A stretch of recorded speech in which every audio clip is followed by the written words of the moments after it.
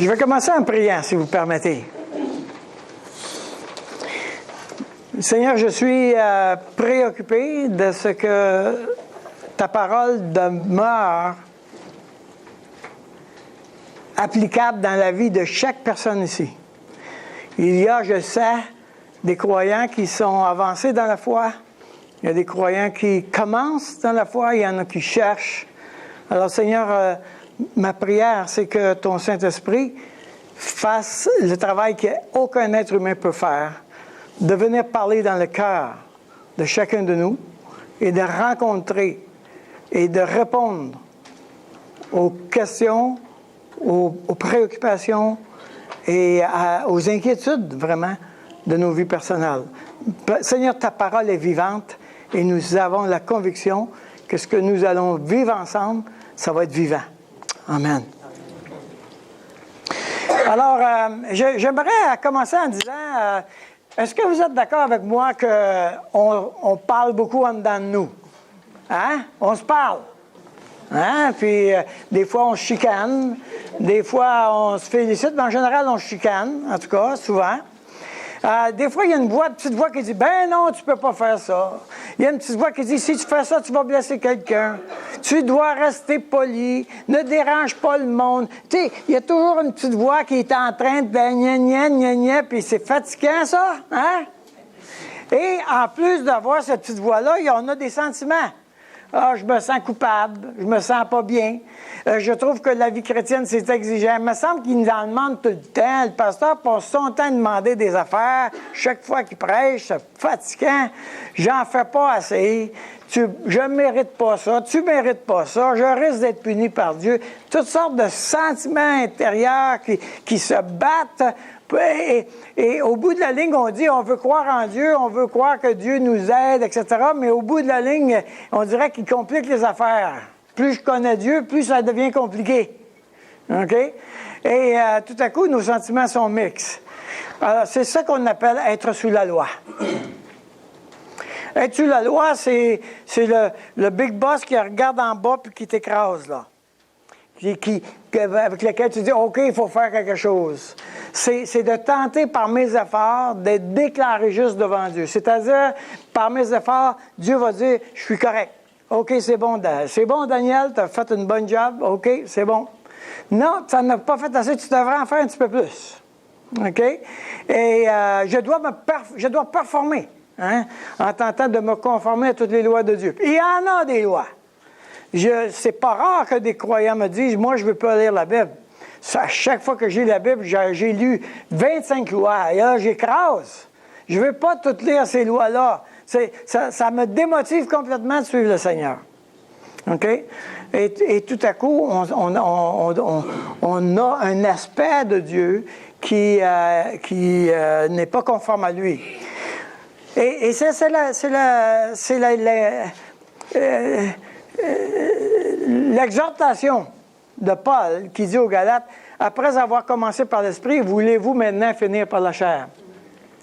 Vous avez accepté le Seigneur, vous avez choisi Dieu et tu as vécu une libération, tu as vécu un grand soulagement extraordinaire.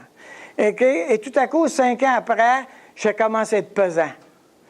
Les Galates, dans l'Épître aux Galates, les Galates étaient des gens qui voulaient choisir Dieu, ils voulaient le suivre, ils voulaient faire les bonnes choses, etc. Et puis là, il y a quelqu'un qui dit, ben si tu veux être vraiment bon, là, si tu veux être un bon chrétien, il faudrait que... Et puis là, il commence à ajouter des lois. Il faudrait que ci, il faudrait que ça, il faudrait que ci. OK? Et il y a la liste de tout ce qu'un bon chrétien doit faire, qu'est-ce qu'un bon chrétien ne doit pas faire. Et tout à coup, on se voit engagé pleinement à faire toutes ces choses-là. La Bible, elle donne des ordres immenses. Aimez-vous les uns les autres. Soyez gentils les uns les autres. Soyez hospitaliers. Exhortez-vous.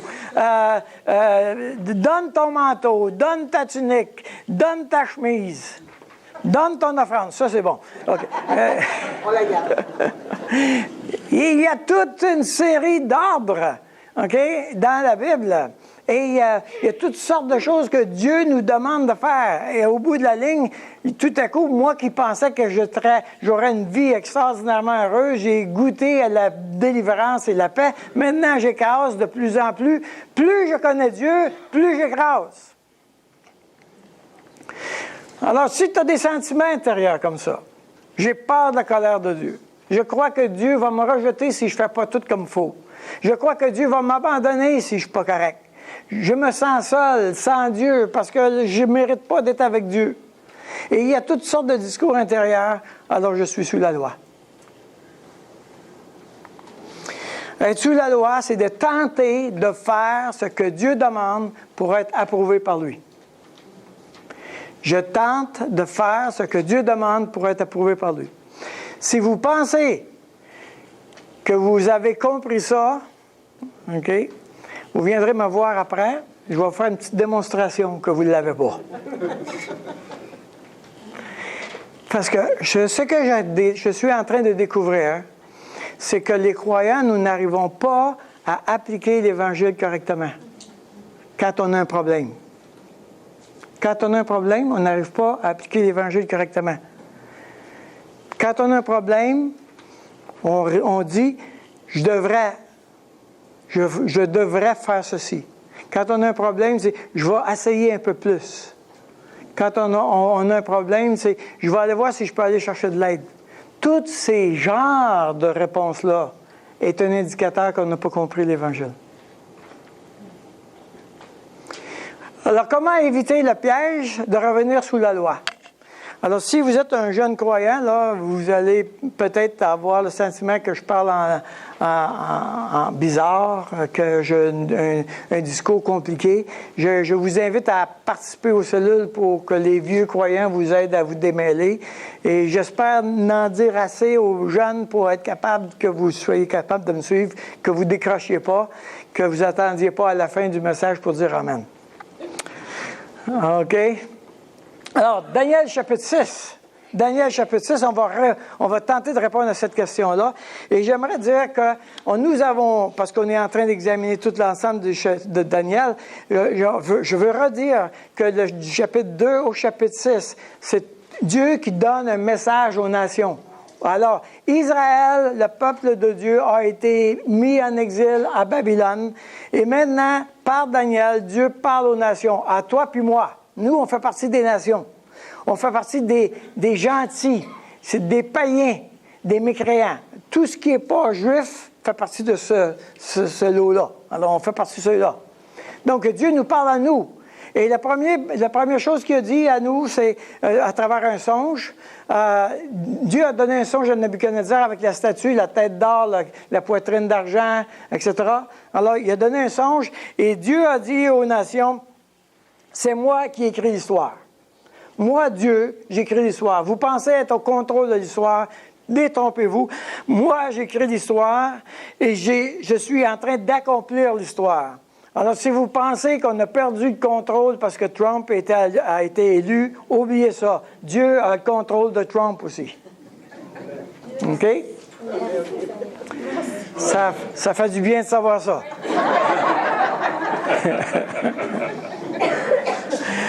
Alors, la deuxième chose, il y a eu la statue. C'est-à-dire que Nebuchadnezzar a fait construire une statue et puis il a dit à tout le monde, vous allez adorer cette statue-là comme le Dieu que je suis. Et Dieu a détruit la statue et pour dire qu'il n'y a pas d'autre Dieu que moi. Je suis un Dieu jaloux. Aucun être humain ne doit reconnaître un autre Dieu que moi.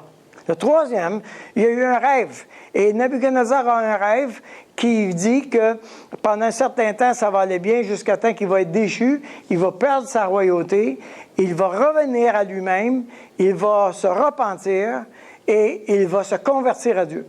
Alors, Dieu invite les hommes à se repentir.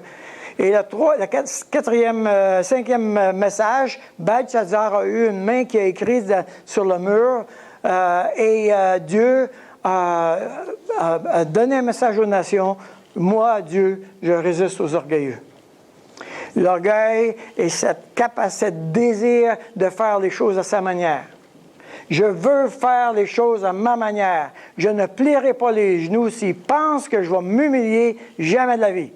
S'il pense que je vais faire ce qu'il me demande, jamais de la vie. Dieu résiste aux orgueilleux. Donc, on a vu ces 5 messages-là. On voit maintenant le 6e message avec Daniel chapitre 6. Et Daniel chapitre 6, c'est l'histoire de Daniel dans la fosse aux lions, n'est-ce pas? Probablement que Daniel dans la fosse aux lions est une des histoires les plus connues de la Bible. Même les gens qui n'ont jamais lu la Bible connaissent Daniel dans la fosse aux lions. C'est une histoire extrêmement connue. Dans l'école du dimanche, on enseigne les amis de Daniel dans la fournaise et puis Daniel dans la fosse aux lions. Ça, c'est des classiques avec Goliath. Hein? Dans l'école du dimanche, c'est des histoires qui se racontent bien, n'est-ce pas? Maintenant, c'est intéressant parce que quelquefois, à cause de notre passé puis à cause de nos idées préconçues, on échappe au message lui-même. Quand on lit l'histoire du fils prodigue, hein, il a pris l'héritage de son père, il a dilapidé l'héritage, il a été mangé avec les cochons, il est revenu, son père l'a pris, etc. Tout le monde connaît cette histoire-là. Mais la vraie histoire, l'intention de l'histoire n'est pas avec le fils prodigue, assez bizarrement, mais avec le fils aîné. C'est l'histoire, c'est là qu'elle se passe. Jésus raconte ça parce que les pharisiens sont en train d'accuser les publicains de faire une mauvaise vie. Et nous autres, les pharisiens, on est gentils, on est extraordinaires, on est très pieux, etc. Et Jésus les accuse. Et il utilise cette histoire-là pour les accuser. Ici, on a la même situation. Ici, c'est une situation qui est semblable. C'est que le sujet n'est pas Daniel dans la fosse aux lions, mais le sujet gravite autour du roi. Le roi a un gros problème. Et le sujet gravite autour de la loi. C'est intéressant que dans ce chapitre-là, il y a 3 fois plus de fois mentionné le roi que Daniel. En fait, il y a juste une partie où on parle de Daniel. La plupart du temps, on parle du roi. Et qu'est-ce qu'il vit, le roi, avec la loi? Alors, c'est ça qui va nous intéresser ce matin. On va examiner la question du roi et de la loi. Et dans un premier temps, on va lire le verset 1, verset 1 à 9. Il y a un complot. Darius trouva bon d'établir sur le royaume 120 satrapes qui devaient être dans tout le royaume. Il mit à leur tête 3 chefs, au nombre desquels était Daniel, afin que ces satrapes leur rendent des comptes et que le roi ne souffrit aucun dommage. Bon, c'est le premier système anticorruption qu'on connaît. OK? Alors, il met 120 satrapes dans le but de s'assurer que lui, il ne se passe pas des enveloppes brunes dans son royaume. OK? Et évidemment, il y a ces 120-là, mais il faut contrôler ces 120-là. Alors, il y en a 3 autres pour vérifier les 120 qui vérifient. OK? Peut-être vous avez entendu, par exemple, Google et Facebook, ils ont un gros problème. Il y a toutes sortes de gens qui envoient des fausses rumeurs sur le web. Et là, maintenant, il y a des sites qui sont dédiés à défaire les rumeurs. Mais maintenant, il y a des sites qui disent défaire les rumeurs, qui créent les rumeurs. Alors, vous imaginez, ça prend un vérificateur qui vérifie celui qui vérifie. Là, on est dans la même situation. Daniel surpassait les chefs et les satrapes parce qu'il avait en lui un esprit supérieur et le roi pensait à l'établir sur tout le royaume. Alors, les chefs et les satrapes cherchèrent une occasion d'accuser Daniel. Évidemment, si tu es corrompu, tu veux quelqu'un qui va aussi être corruptible. N'est-ce pas? Et Daniel, on ne peut pas le corrompre, le gars. Fait qu'il faut s'en débarrasser. OK? Alors, les chefs et les satrapes cherchèrent une occasion d'accuser Daniel en ce qui concernait les affaires du royaume, mais ils ne purent trouver aucune occasion ni aucune chose à reprendre parce qu'il était fidèle et qu'on n'apercevait chez lui ni faute ni rien de mauvais. Je vais expliquer un peu plus tard pourquoi Daniel arrive à faire ça. Et ces hommes dirent, nous ne trouverons aucune occasion contre ce Daniel, à moins que nous n'en trouvions une dans la loi de son Dieu. Alors, bon, il va falloir le prendre par sa religion pour réussir à l'accuser. Puis ses chefs et ses satrapes se rendirent tumultueusement auprès du roi. Qu'est-ce que ça veut dire, ça? C'est le désordre total, la grosse panique qui arrive là. Ils ne sont pas organisés, les gars. Ils ont peur. À moins que... ils lui parlèrent ainsi, roi Darius vit éternellement. Tous les chefs du royaume, les intendants, les satrapes, les conseillers, les gouverneurs sont d'avis. Menteurs! C'est pas vrai, ça. Ils ne sont pas d'avis. Ils n'ont pas été consultés. OK? Qu'il soit publié un édit royal avec une défense sévère portant que quiconque, dans l'espace de 30 jours, adressera des prières à quelque dieu ou à quelque homme accepté à toi, au roi, sera jeté dans la fosse aux lions. Maintenant, au roi, confirme la défense et écrit le décret afin qu'il soit irrévocable selon la loi des Mèdes et des Perses qui est immuable. Là-dessus, le roi Darius écrivit le décret et la défense. Maintenant, pourquoi ce n'est pas vraiment un problème pour Darius? Premièrement, parce que c'est la pratique générale de tous les rois, les seigneurs, les Césars, de tout le monde, de se déclarer Dieu.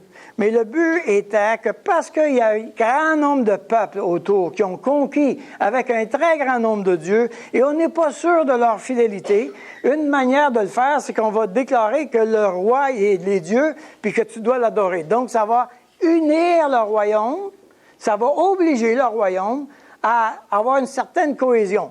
Alors, Nebuchadnezzar le fait, César le fait, les pharaons l'ont fait, tous ces gens-là faisaient la même chose. Il obligeait les gens à prêter allégeance au roi comme Dieu, en vue de...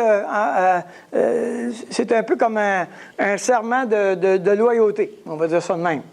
OK? Donc, maintenant, c'est 30 jours. Regarde, tu n'en fais pas un plat pour 30 jours. Hein? Si j'étais Darius, là, 30 jours, c'est 30 jours. Ça ne sera pas long. Tu ne t'attardes pas ton temps à réfléchir longuement. Premièrement, on a déjà fait ça. Ça se fait déjà dans le passé. Puis là, c'est 30 jours. Pourquoi je creuserais cette question-là? Tiens, je signe ça. C'est où que je signe en bas de la page? OK? Donc, il signe. Il y a un complot et il signe. Et là, Daniel... il est confronté avec cette décision-là. Lorsque Daniel sut que le décret était écrit, il se retira dans sa maison où les fenêtres de la chambre supérieure étaient ouvertes dans la direction de Jérusalem. Et 3 fois le jour, il se mettait à genoux, il priait et louait son Dieu comme il le faisait auparavant. Alors ces hommes entrèrent tumultueusement. C'est encore une fois, ça panique, hein? Et ils trouvèrent Daniel qui priait et invoquait son Dieu. Il savait quand est-ce qu'il allait le pogner. Et il prie à telle heure, on va y aller là. OK? Puis, ils se présentèrent devant le roi et lui dirent au sujet de la défense royale, « N'as-tu pas écrit une défense, pourtant que quiconque dans l'espace de 30 jours adresserait ses prières à quelque dieu ou à quelque homme, excepté à toi, ô roi, sera jeté dans la fosse aux lions. » Le roi répondit, « La chose est certaine, selon la loi des Mèdes et des Perses, qui est immuable. » Ils prirent de nouveau la parole et dirent au roi, « Daniel, l'un des captifs de Juda, n'a tenu aucun compte de toi, ô roi, ni de la défense que tu as écrite. » Alors, il accuse Daniel d'être déloyal envers le roi. Et le roi et Daniel ont une très bonne relation. Là, il est en train de... Eux autres sont en train de miner la confiance du roi envers Daniel. Et il fait sa prière 3 fois le jour. Le roi fut très affligé quand il entendit cela. Il prit à cœur de délivrer Daniel, et jusqu'au coucher du soleil, il s'efforçait de le sauver. Il essayait de trouver un moyen, comment on peut contourner la loi, comment on peut arranger les affaires, qu'est-ce qu'on peut faire pour empêcher que la loi soit... Moi, je l'aime, Daniel. Je ne veux pas qu'il aille dans la fosse aux lions. Comment je peux le sauver? C'est moi le roi, après tout. Je suis le roi de l'Empire. Et là, je suis devant vous, puis je ne suis pas capable de changer ça. L'autre question, c'est pourquoi Daniel n'a pas fait ça en cachette? Franchement, c'était juste un mois. Il aurait pu prier tranquille, fermer les portes, et puis bon, on fait ça tranquille, on ne lèvera pas de vagues, et puis ça va être fini. Pourquoi il a fait ça? Pourquoi il était là? Pour une raison très simple. Ce qui est public doit être public. Alors, Pierre a dit la même chose. Dieu, le gouvernement avait dit à Pierre, vous allez arrêter de parler de l'Évangile. Et Pierre avait répondu, il faut obéir à Dieu plutôt qu'aux hommes. Si si on amène ça à nous, par exemple, si le gouvernement disait toutes les églises qui disent que les homosexuels, c'est péché, vous êtes hors la loi. Nous devrions dire publiquement c'est péché. On ne pourra pas dire, écoutez, on va s'entendre, là, la loi dit que c'est péché. Nous autres, on va dire que c'est manquer la cible. On va s'arranger. On va se parler, là, juste pour qu'on se comprenne entre nous. Là. Hein? On va juste passer en tour de l'affaire. On va magouiller. OK? Non. On serait obligé de prendre position. Voici ce que Dieu dit, voici ce que le gouvernement dit. Le gouvernement dit, ça c'est pas péché, Dieu dit c'est péché, nous on doit dire c'est péché. On n'a pas le choix, d'un point de vue public. Ça veut dire que, et ça arrive que les églises, ça arrive dans l'Ouest américain, dans l'Ouest canadien et aux États-Unis, il y a plusieurs églises qui ont été poursuivis devant la loi à cause de ça. Je ne parle pas de quelque chose d'hypothétique, là. Ça arrive. Présentement, il y a des milliers de dollars qui sont payés en cours parce que l'Église a dit non, voici ce que la Bible dit. Donc, les églises ont pris position et ils sont obligés de se présenter devant la cour. Donc, c'est important de savoir qu'il va arriver des moments où c'est criminel devant la loi, mais c'est pas péché. Okay? La loi dit que c'est mal, mais Dieu dit que c'est bien, Dieu dit c'est mal. Donc, nous, on va aller contre le gouvernement. Donc, ça va être mal par rapport au gouvernement, mais ça va être bien par rapport à Dieu. Vous me suivez?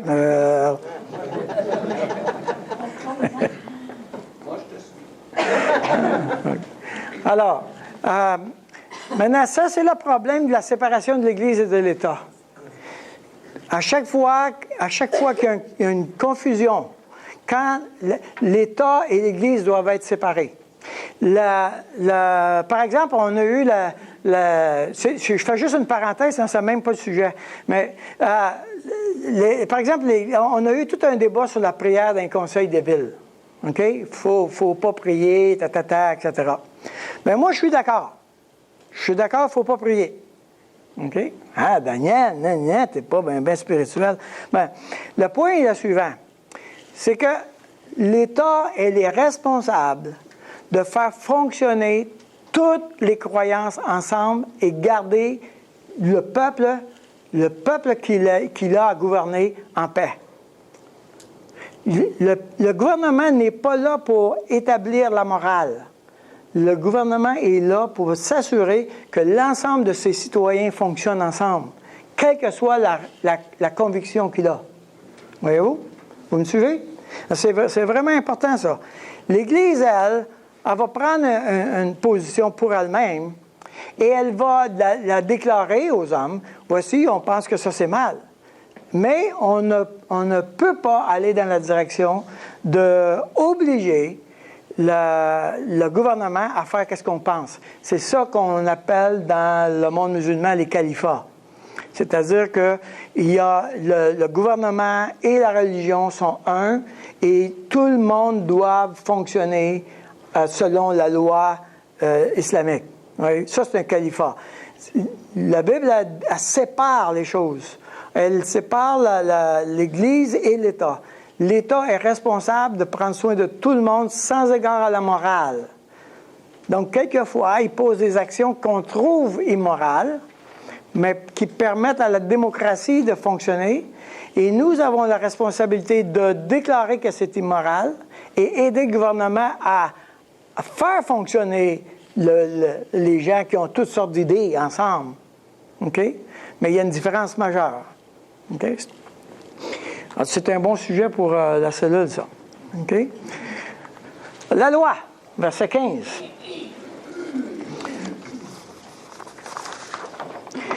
Mais ces hommes insistèrent auprès du roi et lui dirent « Sache, ô roi, que la loi des Mèdes et des Perses exige que toute défense ou tout décret confirmé par le roi soit irrévocable. Alors le roi donna l'ordre qu'on amena Daniel et qu'on le jeta dans la fosse aux lions. Le roi prit la parole et dit à Daniel, « Puisse ton Dieu que tu sers avec persévérance te délivrer. » On apporta une pierre et on la mit sur l'ouverture de la fosse. Le roi la scella de son anneau et l'anneau de ses grands, afin que rien ne fût changé à l'égard de Dieu. Verset 15, « Tout décret confirmé par le roi est irrévocable. » On appelle ça la loi des Mèdes et des Perses. Peut-être que vous avez employé cette expression-là. Ça m'arrive que je l'explique, je prenne, l'utilise. La loi des Mèdes et des Perses est la suivante. Quand le but de la loi, c'est que le roi soit reconnu par tous et qu'on soit en train d'obéir au gouvernement. Le but de la loi, c'est d'aider le peuple à se soumettre à la direction du gouvernement. OK? Le roi, une fois qu'il a fait la loi, il peut pas changer. Même le roi ne peut pas la changer. Même le roi ne peut pas la changer.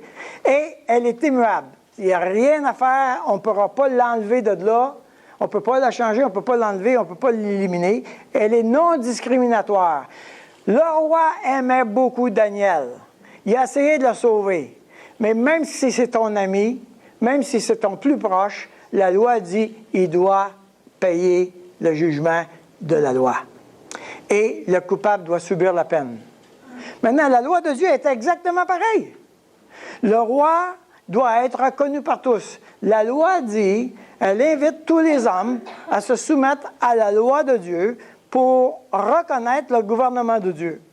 Le roi ne peut pas la changer. Même Dieu ne peut pas changer la loi. Hey, c'est fort. Même Dieu ne peut pas changer la loi. Pourquoi? Parce que la loi, c'est lui. C'est lui.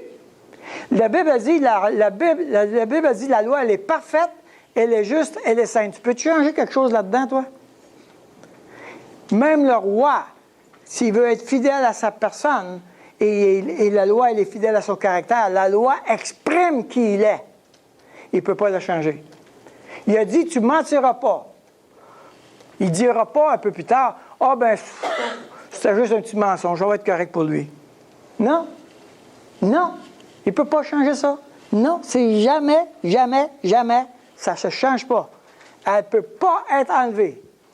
Elle est non discriminatoire. « Ah, c'est une femme, elle a souffert beaucoup dans la vie. » Fait rien. Il faut qu'elle paye. Là, c'est un homme, il a souffert beaucoup, il a été malade toute sa vie, il a été quadraplégique, il a été généreux, Non, il faut qu'il paye. Le coupable doit subir la peine. Et le roi aura tellement voulu, et Dieu aura tellement voulu éviter à l'homme le jugement de la loi. Il veut faire ça. Comme le roi, avec le roi Darius, il voulait absolument sauver Daniel du jugement. Dieu veut absolument sauver les hommes du jugement. De la même manière. Alors, la loi est immuable, le jugement doit être fait, imputé. Elle doit être faite, il n'y a pas le choix, absolument pas le choix. Alors, si tu veux absolument suivre la loi, la Bible a dit que nulle chair ne sera justifiée par les œuvres de la loi. Nulle chair. Aucune personne va être capable de se présenter à Dieu en disant « Moi, j'ai été pas pire », n'est-ce pas? La loi, quand tu fonctionnes sur la loi, c'est sûr que tu es condamné. Sûr, sûr, sûr. Certain. Quand même que tu suivrais tous les 10 commandements à fond, c'est certain. Il y a un homme qui s'est présenté à Jésus. Il dit « Hey, moi, j'ai tout fait ça. J'ai tout fait ça, je suis pas pire. » Et Jésus dit « OK, pas de problème. Vends tout ce que tu as, puis suis-moi. » Et manquer son coup là. Ça ne marche pas. Si tu veux absolument suivre la loi, c'est sûr que tu vas être condamné. Alors, Dieu délivre Daniel. Au verset 18, le roi se rendit ensuite dans son palais. Il a passé une très mauvaise nuit. N'as-tu qui n'a pas dormi cette nuit? Lui aussi n'a pas dormi. Il passa la nuit à jeun. Il ne fit point venir de concubine auprès de lui. Hey, ça allait mal. Et il ne put se livrer au sommeil. Le roi se leva au point du jour avec l'aurore et il alla précipitamment à la fosse aux lions. En s'approchant de la fosse, il appela Daniel d'une voix triste. Le roi prit la parole et dit à Daniel, « Daniel, serviteur du Dieu vivant, ton Dieu que tu sers avec persévérance, a-t-il pu te délivrer des lions? » Et Daniel dit au roi, « Roi, vis éternellement. Mon Dieu a envoyé son ange et fermé la gueule des lions, qui ne m'ont fait aucun mal, parce que j'ai été trouvé innocent devant lui, et devant toi non plus, ô roi, je n'ai rien fait de mauvais. » Alors le roi fut joyeux, et il ordonna qu'on fît sortir Daniel de la fosse. Daniel fut retiré de la fosse, et on ne trouva sur lui aucune blessure, parce qu'il avait eu confiance en son Dieu. Alors, ça a été face à la loi, puisque même Dieu ne peut pas changer la loi. C'est quoi la solution de Dieu? Il ne peut pas éliminer le jugement. Donc, la solution de Dieu n'est pas d'éliminer le jugement, mais de l'exécuter. Alors, dans la question de Daniel, alors Dieu est intervenu pour sauver Daniel de la mort. Le jugement a eu lieu, mais Daniel a été sauvé de la mort. Dieu nous intervient aussi pour nous sauver l'homme de la mort. Donc, c'est clair, le jugement va avoir lieu. Ce qu'il dit, c'est, puisque tu es condamné, moi je te dis, je peux intervenir pour te sauver de la mort. OK?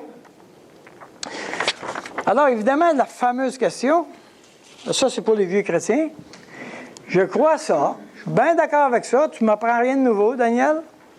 Pourquoi est-ce que je trouve la vie chrétienne pleine de lois? Comment ça se fait que je me retrouve avec ce problème-là?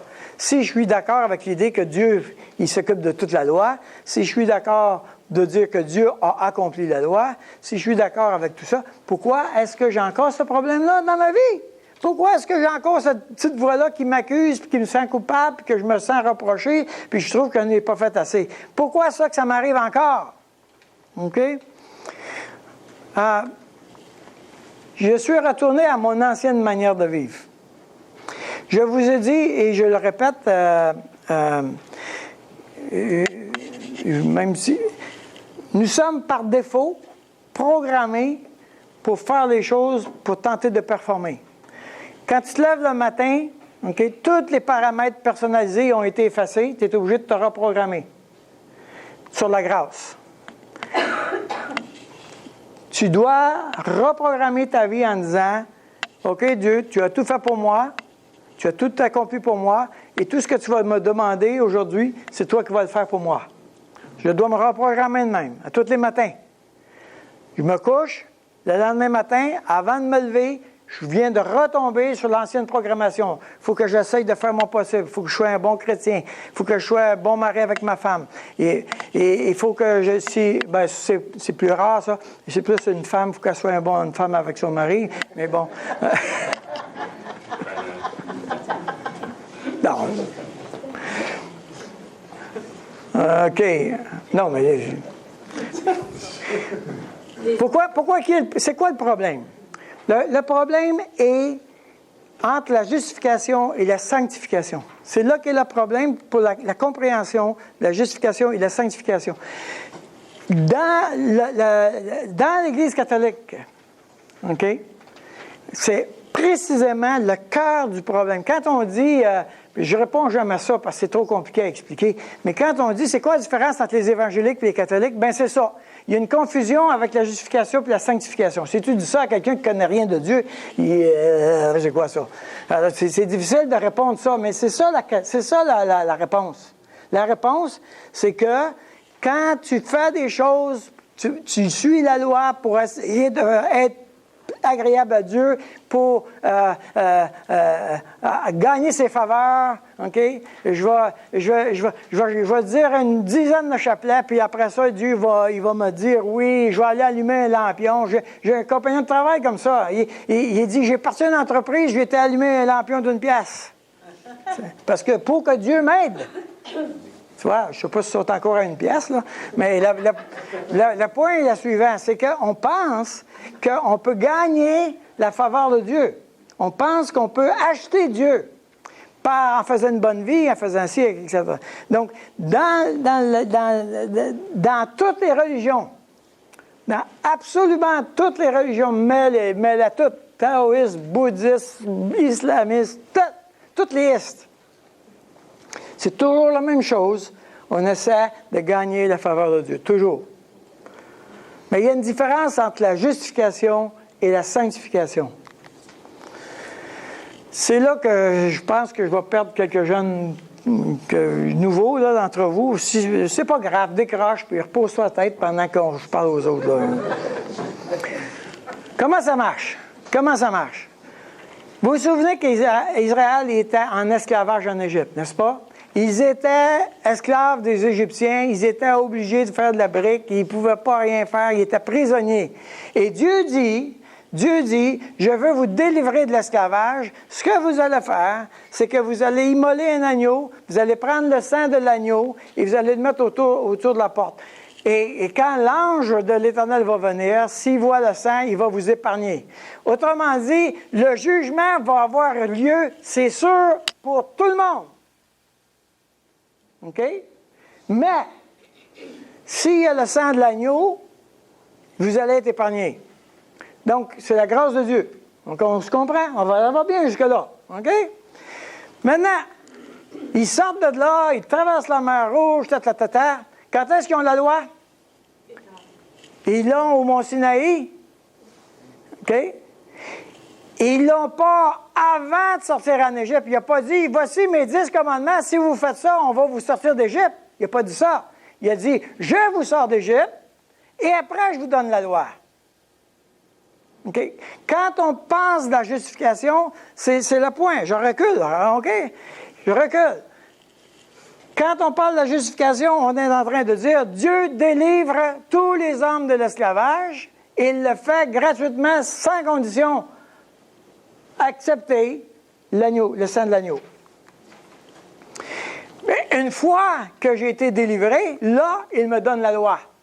Pourquoi il me donne la loi? La loi vient après le salut. Puis pourquoi il la donne au peuple hébreu? C'est parce que Dieu dit, bon, vous ne me connaissez pas, là. Vous ne savez pas qui je suis, moi. Vous dites, vous êtes d'accord que c'est maintenant, on reconnaît que c'est toi le Dieu qui nous a délivrés. Oui, on est d'accord qu'on va te suivre, etc. On est bien tous d'accord. Oui, mais vous ne me connaissez pas. Moi, je vais vous apprendre qui je suis. Moi, je vais vous expliquer mon caractère, ma personnalité. Moi, je suis un Dieu qui ne ment pas. Moi, je suis un Dieu qui ne vole pas.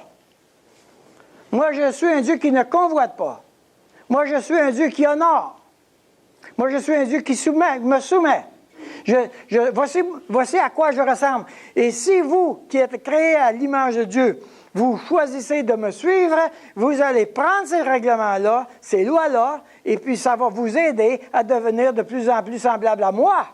Autrement dit, moi, je veux bien être semblable à Dieu, il faut que je fasse quoi? Bien, commence par, tu mentiras pas. Ah! Ben là, si juste je twistais un petit peu les affaires, qu'est-ce que tu en penses? Non! Non! La loi est immuable, irrévocable, elle ne change pas. Pas de mensonge, pas de mensonge. That's it. Et c'est pas reposant. Hein? On veut en faire des petites entorses à la loi, nous autres. Dieu nous dit, si tu veux avoir la vie, suis-le à la lettre, à la lettre, à la lettre. Suis ça à la lettre. Dans les 2 étapes, avec les alcooliques anonymes, on dit, ayez une rigoureuse honnêteté. Ce qu'il dit, c'est, si tu veux te sortir des problèmes, sois rigoureusement honnête. Si tu veux sortir dans la vie, de mettre ta vie en ordre, décide d'être rigoureusement honnête. Maintenant, soyons honnêtes, on n'arrive pas comme ça là-dessus, là. On n'a pas ça comme ça, là. Hein, toute ta vie t'as menti, penses-tu que... Non. Tu sais, j'aime beaucoup l'illustration que j'ai eue une fois. Imagine-toi que tu as 2 célibataires qui ont 35 ans, ça fait 15 ans qu'ils vivent chacun dans leur maison, ils se marient. OK? Maintenant, ils sont un couple. Êtes-vous d'accord? Ils sont mariés, c'est un couple. Êtes-vous d'accord?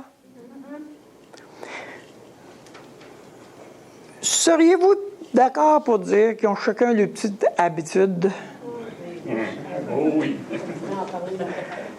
Ça se pourrait-tu que pour devenir un vrai couple, il va falloir qu'à chaque jour, ils investissent à laisser leur ancienne vie pour prendre leur nouvelle vie? Que j'arrête de penser en célibataire pour commencer en homme marié, en femme mariée? Ça va être long, là.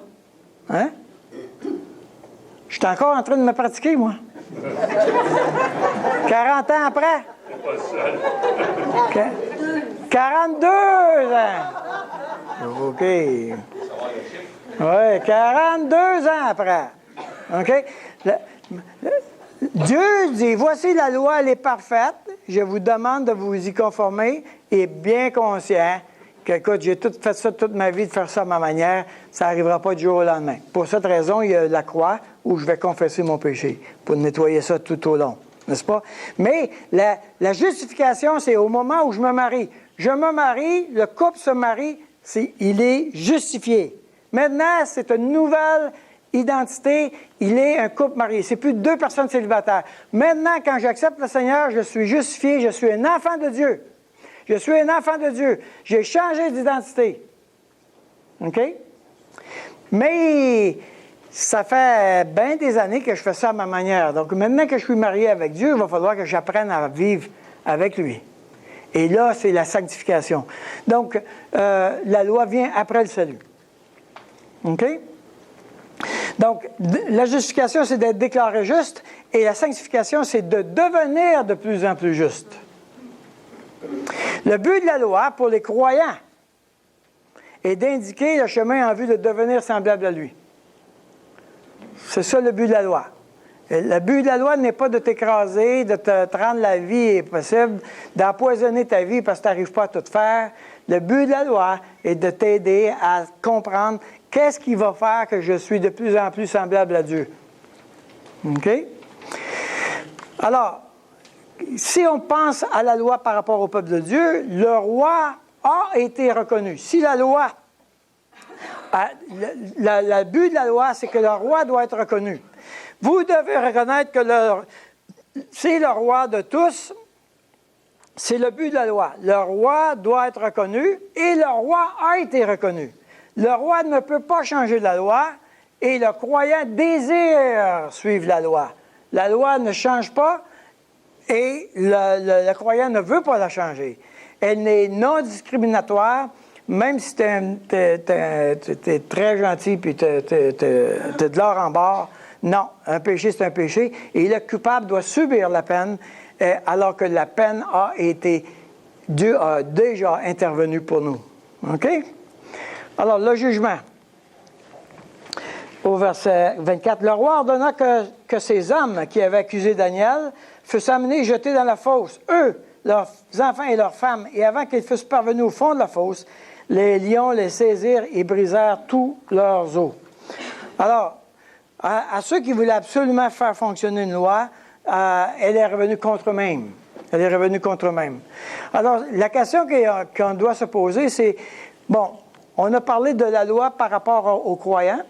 La loi cherche à nous aider à être de plus en plus semblables à Dieu, mais la loi, elle est aussi pour les nations, pour les incroyants. Alors, elle sert à quoi la loi pour les incroyants? Bien, le but de la loi pour les nations est de conduire les hommes à reconnaître la loi. Pourquoi est-ce que Darius a fait une loi en disant « Vous allez m'adorer » pour que toutes les nations s'unissent derrière un roi? Dieu a fait une loi, 10 commandements, pour que tous les hommes s'unissent et se disent « C'est lui, le Dieu d'Israël, le vrai roi ». C'est ce but. OK? OK?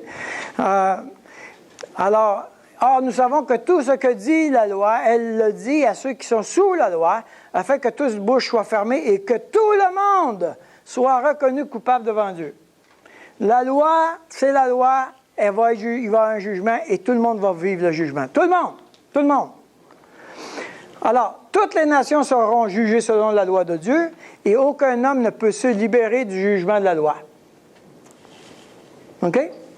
Alors, le message de Dieu aux nations, c'est que moi, le Dieu d'Israël, je peux vous délivrer. Je peux vous délivrer, je peux vous donner la vie. Si vous venez à moi, vous ne vivrez pas la condamnation de la loi.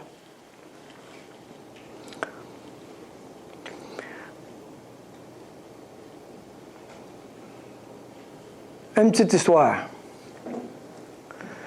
Vous savez qu'aux États-Unis, il y a des États où on accepte la peine de mort, n'est-ce pas? Et il est arrivé une situation où un jeune homme, d'une manière intempestive, a tué quelqu'un, mais c'était quelqu'un qui était reconnu comme généreux et aimé dans la communauté. Toute la ville s'est mise ensemble pour implorer la grâce du gouvernement pour qu'il n'ait pas la peine de mort. Et finalement, le gouverneur de l'État a mis le jugement qu'il enlevait la peine de mort pour cet homme-là. Il l'a mis dans sa poche, mais il s'est présenté habillé en pasteur. Et il a dit « J'aimerais ça te rencontrer ». Et l'homme a dit « Non, je ne veux pas rencontrer. J'en ai rencontré statut de pasteur, je ne veux rien savoir, mais j'ai une bonne nouvelle pour toi. J'aimerais ça te rencontrer, j'ai une bonne nouvelle pour toi. » « Non, je ne veux rien savoir. » Finalement, le gouverneur est parti. Et les surveillants, les gardiens de prison ont dit aux prisonniers « Ah, tu as refusé de recevoir le gouverneur.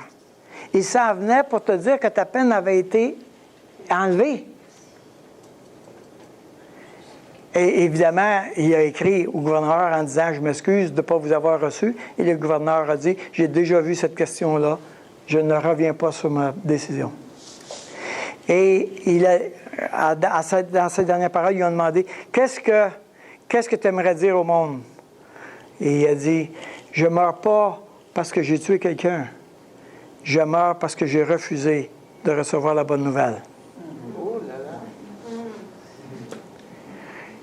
Dieu, j'ai dit, toutes les nations sont jugées devant Dieu. Toutes les nations vont être condamnées devant Dieu, mais elles ne seront pas condamnées à cause de leurs péchés. Elles seront condamnées parce qu'elles auront refusé de recevoir Jésus-Christ.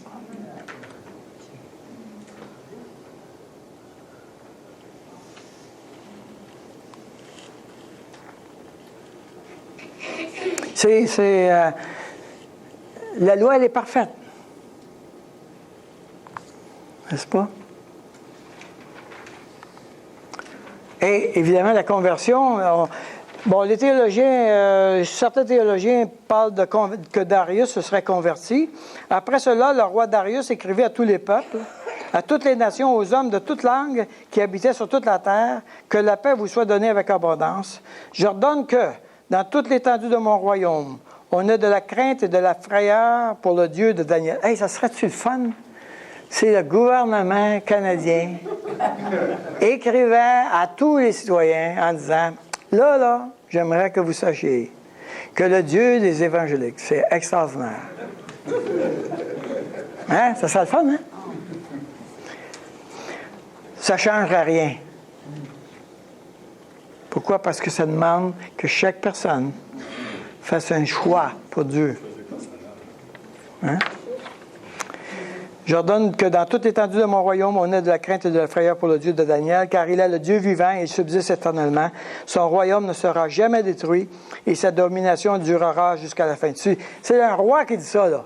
Le roi le plus puissant du monde, le trompe du temps. L'homme le plus puissant du monde qui dit ça. Oui.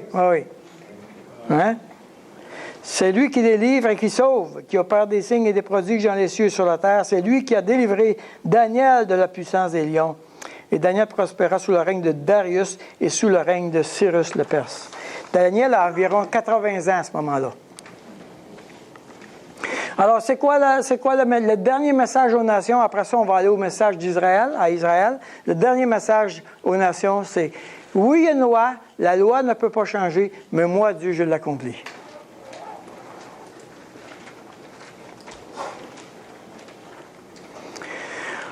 Alors, qu'est-ce que je vais faire avec ma petite voix qui passe son temps à m'accuser? Qu'est-ce que je vais faire avec ma petite voix qui passe mon temps à me dire que je suis coupable, que je n'ai pas fait assez, etc.? Cette petite voix-là doit être mise à la croix.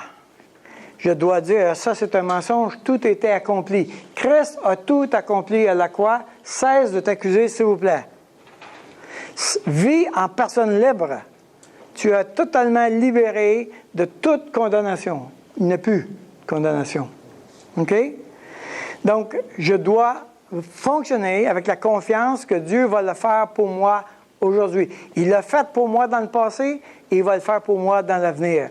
C'est toujours Dieu qui le fait pour moi. Toutes les ordres que Dieu nous donne dans la Bible, il ne pense pas que toi, tu es capable de la faire. C'est pas compliqué. Il ne pense pas que tu es capable de la faire. Mais il pense que tu dois lui donner la permission dans ta vie pour qu'il le fasse dans ta vie. C'est pareil comme le salut. N'est-ce pas? Seigneur, je suis pécheur, j'ai besoin de toi. Prends ma vie. C'est la même affaire. On continue. Ça ne change pas parce qu'on est croyant. On doit continuer de réaffirmer le message que tout ce que Dieu me demande, Dieu, je suis d'accord avec toi, je te donne la permission, fais-le dans ma vie. Toujours, toujours. Et mon objectif, Lucille a parlé de viser le but. Okay? Le but, je veux être semblable à Jésus-Christ. Je veux être à sa ressemblance. Parce que c'est son but à lui. Il veut m'amener à être semblable à lui. Si j'ai le même but que lui, est-ce qu'on a des chances qu'on va l'avoir? On va avoir des chances, on va l'avoir. On va aller dans cette direction-là. Et toutes les étapes, là, tous les effets de recul puis d'avance, j'avance 2 pas puis je recule de 1. Chaque fois que ça arrive, j'apprends quelque chose de Dieu. Il n'y a rien d'inutile dans les choses, même les échecs. Dieu est en train de construire quelque chose dans ma vie.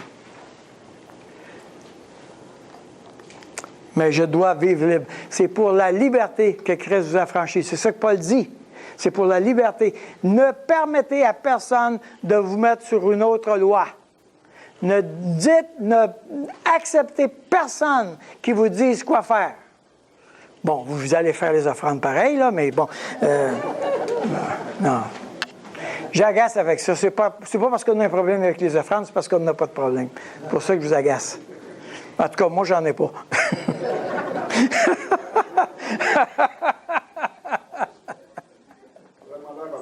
Oui, il faut demander à Robert, mais ça...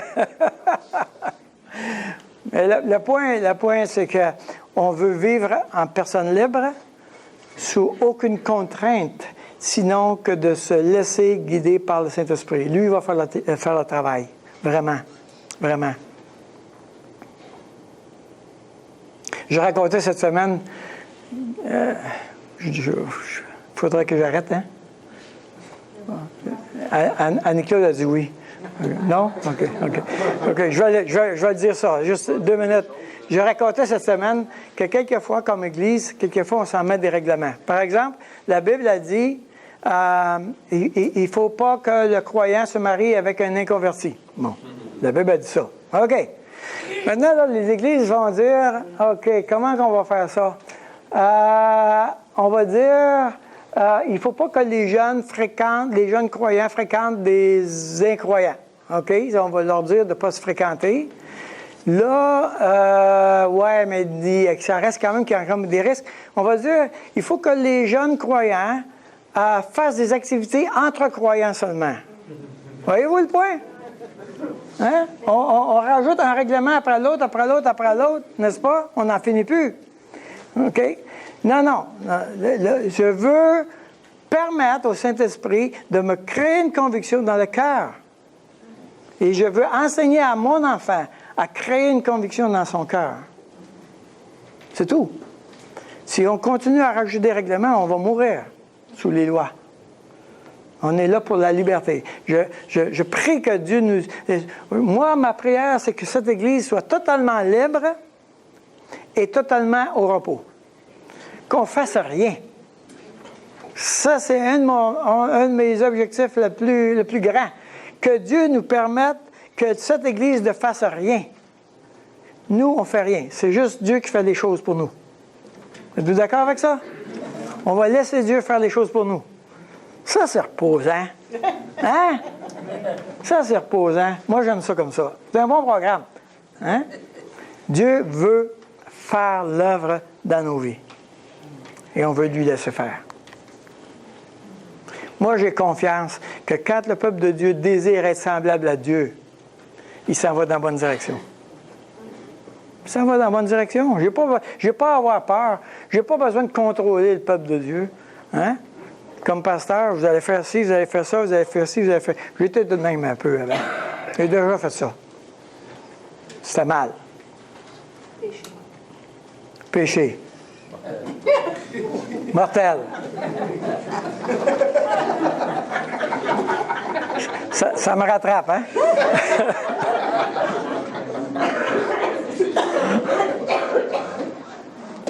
Je veux être... J'ai soif, Seigneur, de ta présence. C'est toi que je veux être. C'est avec toi que je veux. Seigneur, je veux te rencontrer. Je veux te rencontrer. J'ai soif de ta présence, Seigneur. Pas d'autres personnes. Pas d'autres dieux. Je ne connais pas vos cœurs. Je ne connais pas qu'est-ce que tu vis. Il y a certaines personnes, quelquefois, qui se sentent tellement écrasées par toutes sortes de choses, par toutes sortes de demandes, par toutes sortes de problèmes, qui sont à terre. Vraiment à terre. Sous un poids énorme. La seule chose que Dieu a besoin maintenant, c'est ton oui. Oui, Seigneur, fais-le pour moi. C'est la seule chose qu'il a besoin. Est-ce que tu es prête à dire un oui? Est-ce que tu es prête à lui donner ça? Ça ne peut pas être un oui conditionnel. Ah ouais, mais là, je ne sais pas qu'est-ce qu'il va faire avec ça. C'est pas un oui avec lequel j'ai une attache. Non, c'est oui, OK, Seigneur, fais-le. Je abandonne toute chose. J'ai confiance que tu vas le faire. Seigneur, fais-le. C'est la seule place qu'on peut être.